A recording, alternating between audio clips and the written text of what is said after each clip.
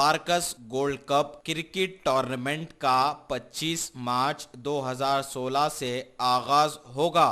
याद रहे कि ये 8वां गोल्ड कप जिसमें 32 टीमें हिस्सा लेगी।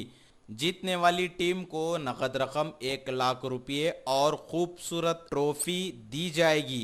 हारने वाली टीम को नकद रकम 50,000 रुपये दिए जाएंगे। इस टूर्नामेंट की रास निगरानी करेंगे बारकस क्रिकेट क्लब के प्रेसिडेंट हबीब मोहसिन। ये क्रिकेट टूर्नामेंट बड़ा ही दिलचस्प होने की उम्मीदें लगा रहे हैं, क्योंकि इसमें हैदराबाद क्रिकेट एसोसिएशन के एम्पायर्स होंगे। फाइनल मैच में इनामात की तकसीम सीआरपीएफ के DIG, Hyderabad city commissioner of police के अलावा और भी दीगर पुलिस के आला ओहदेदार करेंगे।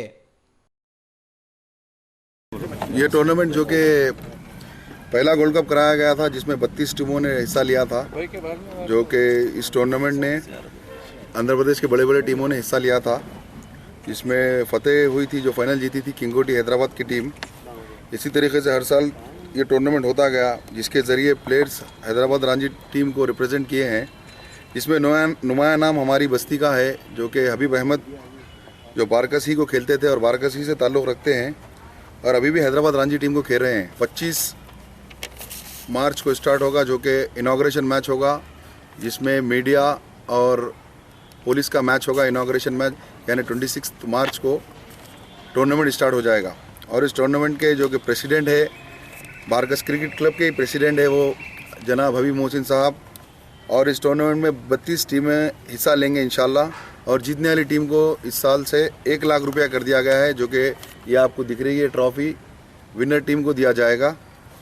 और रनर जो हारेगी टीम फाइनल में, उसको 50,000 रुपये और ट्रॉफी दिया जाएगा।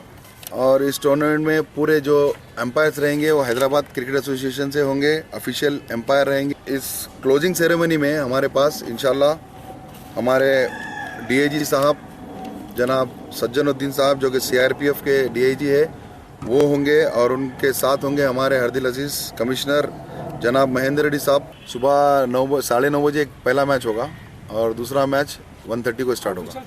20 ओवर्स रहेंगे, 2 मैचेस रहेंगे।